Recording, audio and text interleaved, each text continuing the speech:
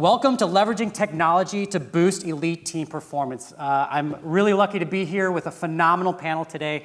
Everywhere from implementers to designers, all the way to the end users are up here to represent how we leverage technology to boost our individual teams. The purpose of this panel is to explore how top teams across various industries harness emerging technologies to enhance human performance, improve decision-making, and drive continual industry success. So I think they can all introduce themselves a lot better than I'm going to try to. So I'm going to allow the panelists to introduce themselves and briefly describe their role in leveraging technology to boost human performance. Brad, sir, start over here. I get to go first. All right, that's good. Well, Brad Keselowski. So I'm the K in the RFK racing, and there's some faces I haven't met in here, but most of you I have. So thank you for being here today. And you know, I have an interesting role in implementing technology because, one, I'm an end user, but then two, as part of the ownership group, I also kind of set the vision for technology. And so what's great is, you know, there's a really tight feedback loop there. Right. You know, is the vision working or not? You know, it starts and ends here. And so we can calibrate really quickly. And so we're glad to be here, glad to have all of you here today as well. There's some great people in the room with some of the brightest minds in the country here. So thank you for taking your time. And, you know, I think this Tech Summit comes out of that vision that we have at RFK Racing, which is we want to be tech leaders in our sport.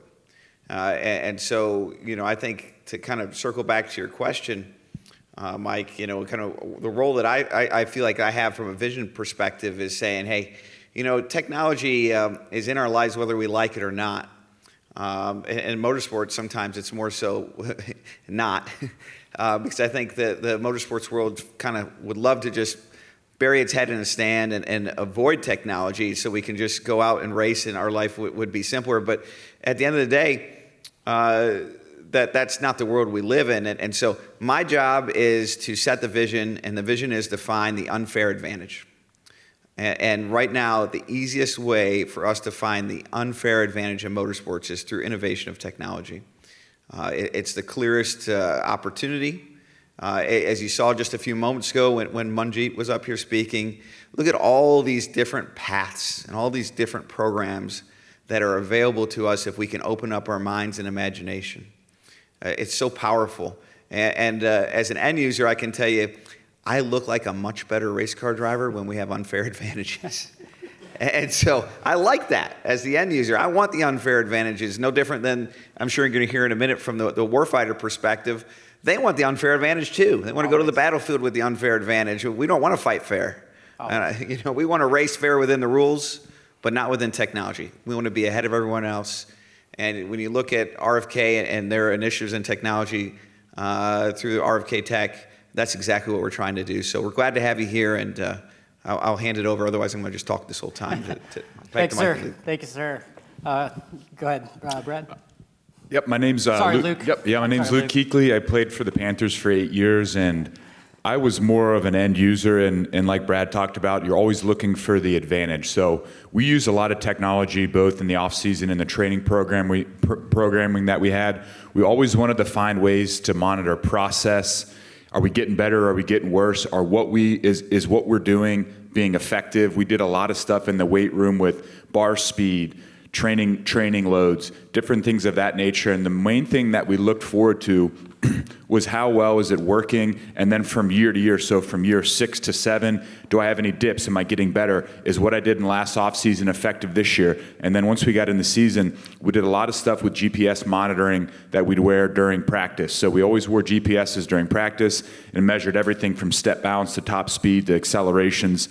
It was really good to get that feedback initially after practice, and it was really good for guys coming back from injuries. Say you had an ACL, you had a right ACL, we could measure step balance, stride length, explosive power, and then compare it to the previous year. So like Brad talked about, you're always looking for an advantage. The GPSs, believe it or not, did a really good job for us. We'll probably get into it more as this panel goes on. And then in the off season, we did a lot of stuff with bar speed and different metrics in the weight room that measured training loads. Thank you. Meridith? Meridith Cass, founder and CEO of Next Biosensors. So I'm in the business of trying to provide that incremental advantage, that unfair advantage. In the seat at Next, it's in the form of biometric data around hydration, so quantifying fluid losses, electrolyte losses, core body temperature, things like that. But in a prior life, I'm a serial company starter in the healthcare world and a recovering venture capitalist. So I've come from the development and financing side of mostly biometric data. Awesome. Thank you, ma'am. Hey, I'm Scott Dembowski. I'm currently the Human Performance Director for a Special Operations Command unit at Fort Liberty. My role is really in the middle of what everybody else on this panel is. I'm the guy who goes and finds the tech that we want to implement and figure out how to implement it, with the end state of being we're trying to optimize and sustain our warfighter for the duration of their time, prolong their careers, and give us the unfair advantage to win our nation's conflicts. I'm lucky in that the space that I'm in, we are able to innovate. I don't have to go talk to the Department of the Army, though they usually do come to us and adopt some of our things. But we get to innovate outside of that and find all the struggles. So my job is to help our command get to that unfair advantage, help implement things to help us win our nation's fight. Thank you, sir. And my name's Mike Brewer. I've been in the Air Force for 14 years. I'm currently reservist. I'm a captain at United Airlines. But I also teach human performance as well as aviation human factors with Embry-Riddle Aeronautical University. And my passion is really in teaching as well as excelling human performance. So I think we have a phenomenal panel here. We've got everything all the way from the top, from the design, implementation, all the way to the end user. So panel to start, how has technology played a role in enhancing your team's performance? And what specific innovations have had the most impact with your teams? And it's open to anybody. Well, I'll fire us off, and then I'll hand off. And again, I'll try not to go too long. But, you know, the regulations in NASCAR have changed so much. You know, I've been a part of NASCAR at the driver level here in the Cup Series now for 14 seasons. This is now my 15th full season. And just in that decade and a half, sizable changes in technology and motorsports. And as you heard Manjeet talking a little bit, some of that is from NASCAR opening specific regulations and rules around technology and different things that we have for now accumulating data that were not available to us before. And some of that is actually the opposite, where the regulations have tightened up on us as an industry, particularly around NASCAR's ban on practice and testing. So if you go back to when I started in the sport, you would run still the same amount of races, roughly 38 a year if you count our exhibition races. And in those 38 races, you would almost always get practice sessions of sometimes 1 hour and sometimes up to 4 or 5 hours before each race, sometimes the day before, sometimes 2 days before. And then testing, you might see yourself to anywhere from 4 to 10 days a year of testing. So a lot of time to hone your craft and to dial in on all those things. And of course, when COVID came in the spring of 2020, we were all out of business as a sport. And really sports in general were out of business. And it presented this really complicated challenge of how do we get back in business? And one of the ways that NASCAR was able to be one of the leading sports and kind of going back to work during the pandemic was to agree to limit their time in venue. So, traveling to all these different states and so forth, but being there for very short periods of time with minimal exposure amongst the group and the workforce. And that required the removal of practice and testing sessions. Very quickly, the industry adopted that as a standard practice, even outside of COVID, as a cost savings initiative. And when that happened, that significantly impaired our ability to be prepared for an event. And as smart teams do, smart engineering teams, smart innovators do, we worked really hard to find solutions around that. And out of that came, and I wouldn't say it was the start, but it certainly was a big maturity level of vehicle dynamic sims and driver in the loop sims really became super important to us. And those are really two somewhat separate items for us. Driver in the loop sim, think of it effectively as virtual reality for the driver, where you have a very sophisticated car model that's got everything from the weather to the tires to the aerodynamics, the engine, the chassis, everything modeled to the highest level possible, and allows us as a driver to effectively practice in a virtual environment with the closest correlation we can get. And so that became the importance of that tool. It had existed before COVID, no doubt, but the importance of that tool really amplified in a low practice environment. And conversely, the other simulation environment that we rely so heavily on, which is our vehicle dynamic sim, kind of a multi-body sim again as well, which also maps the driver himself along with the other items we talked about earlier. That became even more important with the lack of practice. That now became the team's ability to effectively max out the car's capabilities. And, those tools rely so heavily on technology and fairly sophisticated technology, right, because our ability to trust those tools is so reliant on correlation. Correlation being the difference between real world versus what we've modeled. And so primarily where I've seen technology advance really significantly in motorsports, just over a short time period of the last 4 or 5 years, is our correlation and our digital models has skyrocketed. If I was throwing a number out before and I would say we were 97 or 98% correlation, now we're looking for 99.8, 99.9, right? Because we need that tool to have a high level of success. We're relying on that tool before we run the race this weekend in Kansas. We're relying on that tool to make not just a couple hundred laps virtually around the track. We want to see it make 10,000 laps before we go to Kansas. And you think about that. Our simulation tool is going to run 10,000 laps before I hop in the car at Kansas, where I can run 0. Right, and that's really important because even just a decade ago, no human can run 10,000 Nope. laps in any short amount of time and actually gain meaningful analytics or data from that. Whereas the simulation allows us to do that. The tools and simulations allow us to do that, which brings into consideration human performance.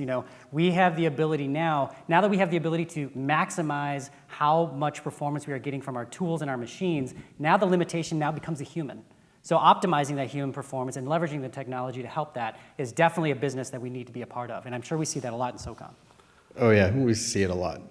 So part of what we've had to do leveraging technology is helping the human understand themselves. So if you've ever met anybody in the military, you generally, or fighter pilots, generally self-confident, think they understand themselves to a certain level. Our challenge has been getting them to understand themselves to a different level. And so sleep, they'll be like, yep, I know my sleep sucks. Cool. Let's show you what exactly is happening to you. They won't change it. So we've onboarded some technology. It took us a while, and we had to do a proof of fact.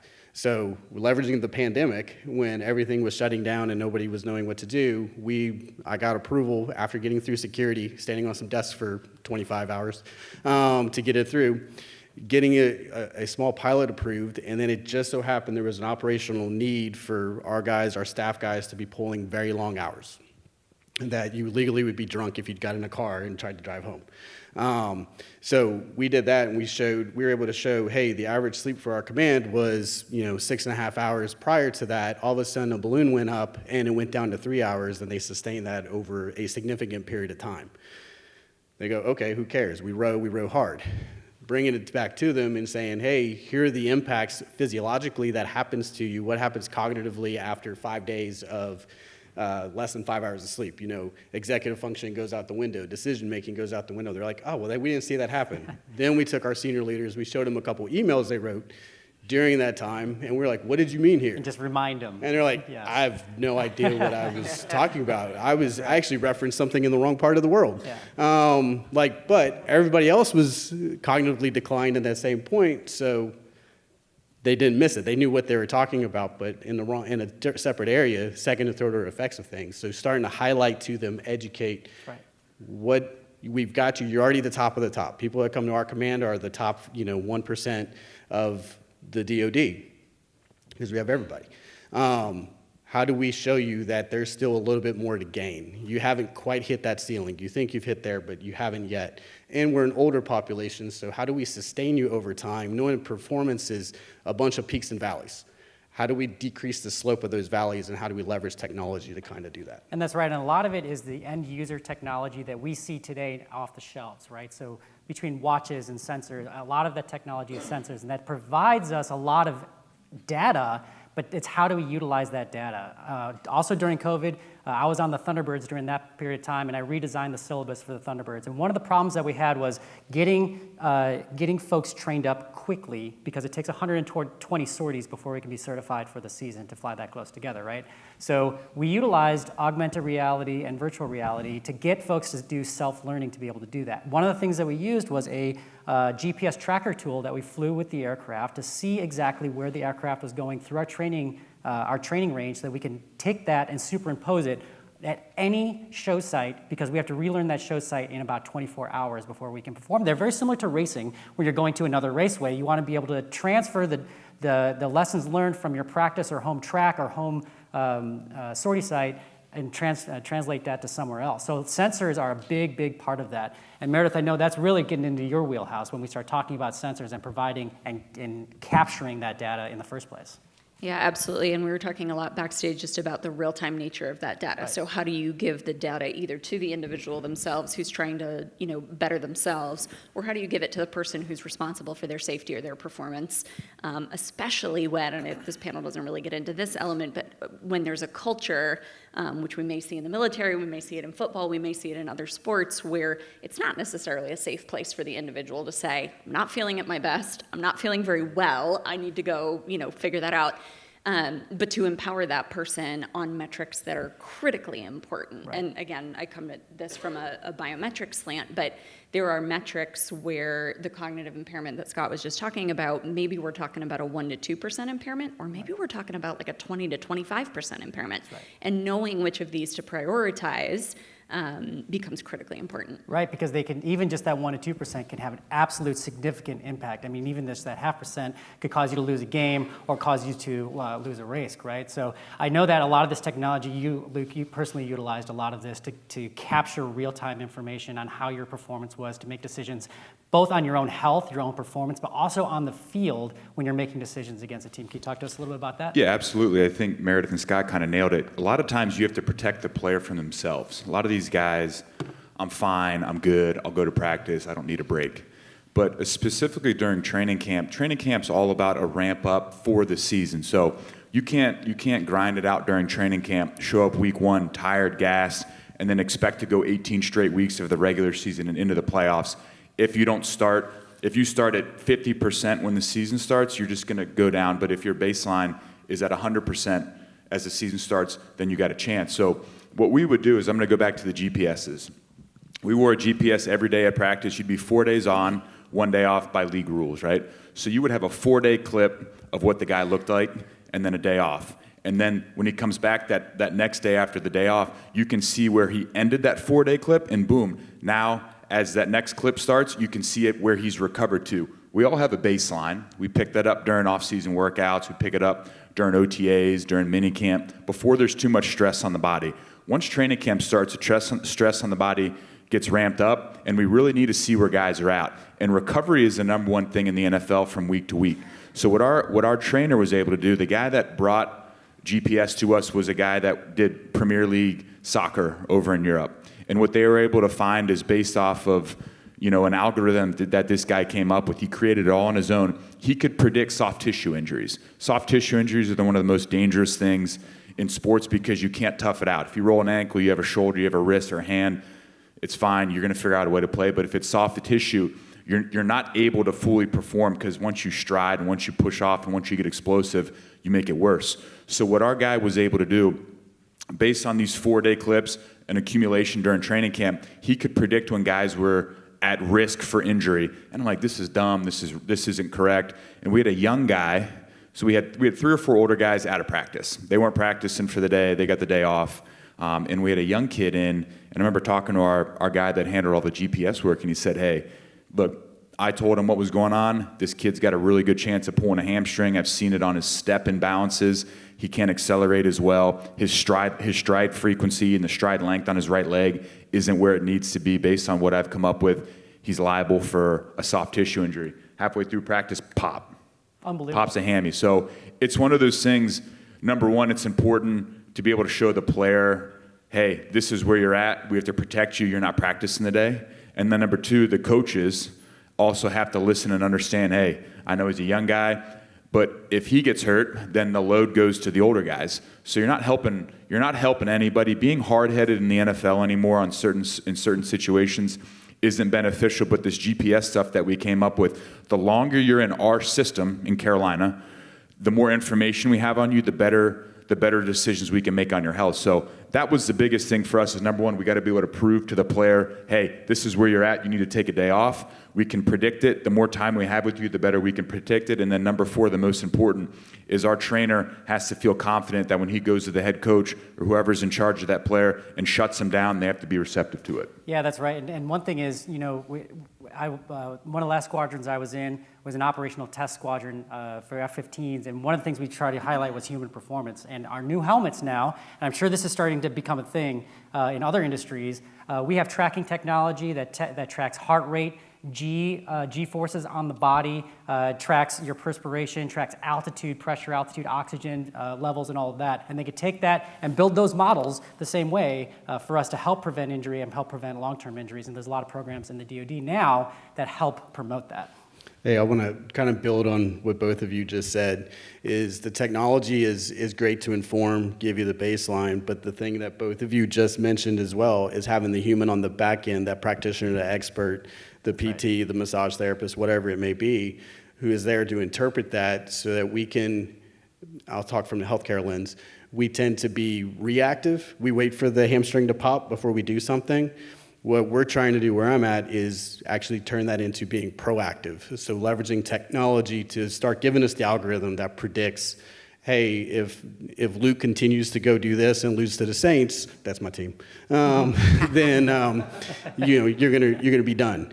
But if we can get him to the PT or the AT or whoever ahead of time, get that data there, they can now go take a look at Luke and say, confirm it. And say, hey, yep, this is where it's at. Let's do some things to start correcting it. Technology is amazing. Algorithms are amazing. But I think you still need the human to be able to interpret some of that to the next level and actually apply it to a person. That's right. Yeah, the application process of it is really interesting. And I talked a lot about recovery and making sure guys are ready for the game. The one metric that we found that had a really strong correlation to winning games was high intensity running. Right. So the distance that you run in practice is not as important as the intensity at which you run that distance. So that was one thing that we talked about after a couple years of data throughout our programming. Our guy's name was Brett Nienaber. He works for the Commanders now. After 3 years, his number one correlation was high-speed running. So we wouldn't practice for a long time. We wouldn't have a ton of reps. But the expectation was when you are in practice, you are running full speed to the ball. Full speed allows your body to get used to it, because we found that if you take practice at 50%, Sunday rolls around, it takes your body a second to get back up to 100%. And by that time, it's second quarter. Saints game, we were down 20-0 in the second quarter. So it's one of those things where high intensity running matters, and that all came because of the GPS units that we wore and the algorithms and the willingness of our coaches to go out and do it. So, and the beauty is you have that ability now to capture that data over the course of all the way from high school or even before high school, to know what an individual is personally capable of the entire time. Kind of shifting gears just a little bit, I wanted to talk a little bit about data analytics. And there's a phenomenal panel earlier that we were all to be a part of. So not to translate a little bit from there is real-time data feedback and analysis has proven to be an invaluable asset. All of us in this room know that. From race cars on the track to players on a football field to flying fighters in combat, having meaningful real-time data without being overwhelmed by that data can be the difference between a win or a loss or even life and death.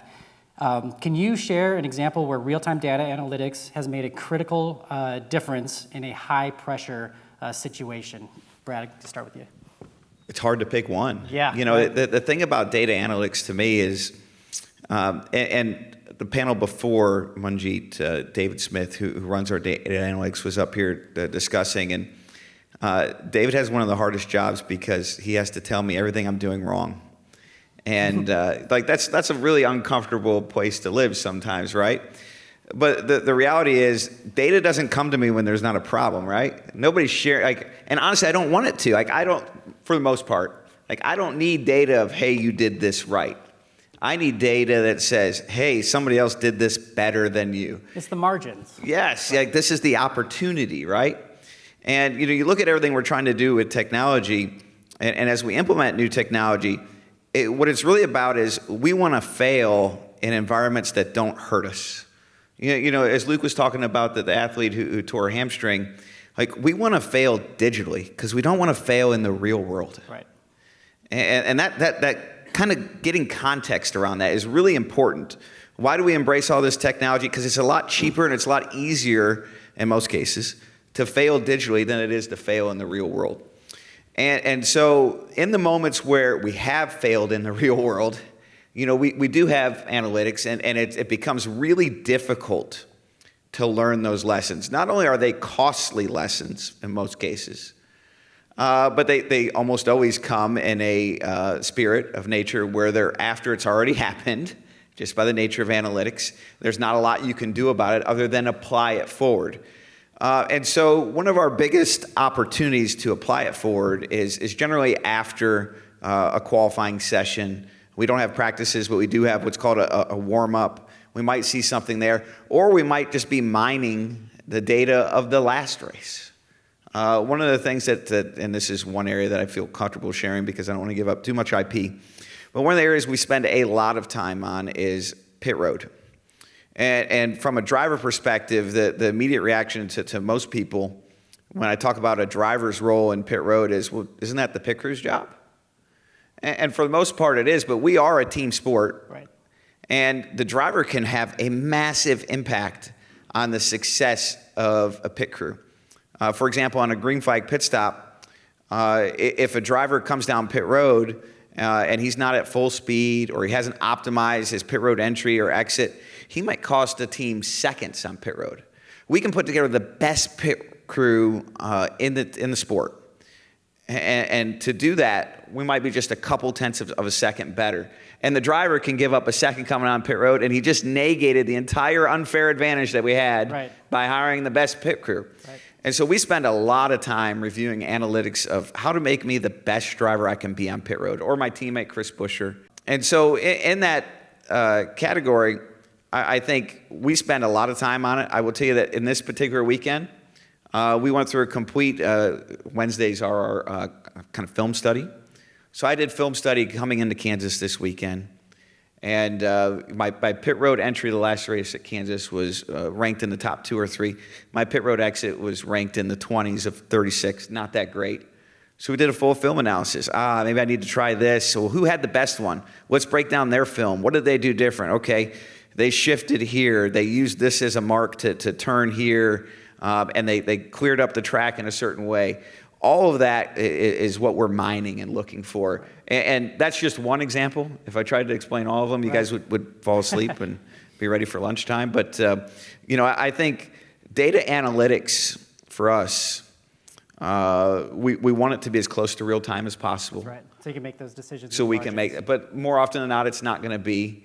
But we still want to learn from our mistakes. Right. Again, ideal world, we're failing and we're making mistakes digitally. We're doing it before the event. We're applying the lessons. In an analytics world, we're learning from the last event, and we're trying not to repeat mistakes, or we're searching for opportunities. That's right.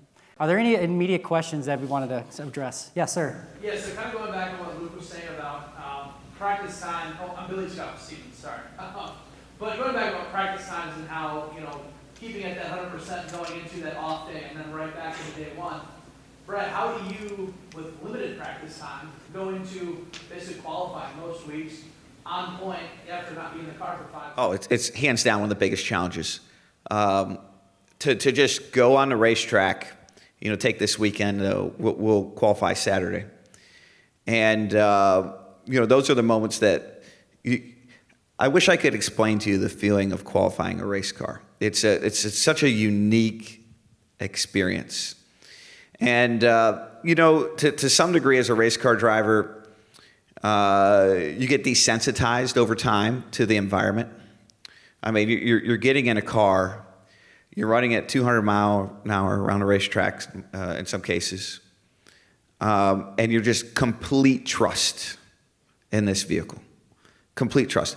One thing goes wrong and massive crash, hurt, whatever that might be, at the very least ruin your day and put yourself behind. And when you get in this vehicle with no practice, no testing, it's not just a test of your confidence in the vehicle, which, by the way, is a pretty big test. It's a test of your ability to immediately feel the car and connect with it and optimize it, right? That's what qualifying is. Qualifying is this a massive optimization trial amongst 36 cars. And it comes with no time to acclimate. There is no warm-up play. There's no, whatever you want to call it. There's no first down. It's go right now, and everything's on the line. And it's such a unique feeling.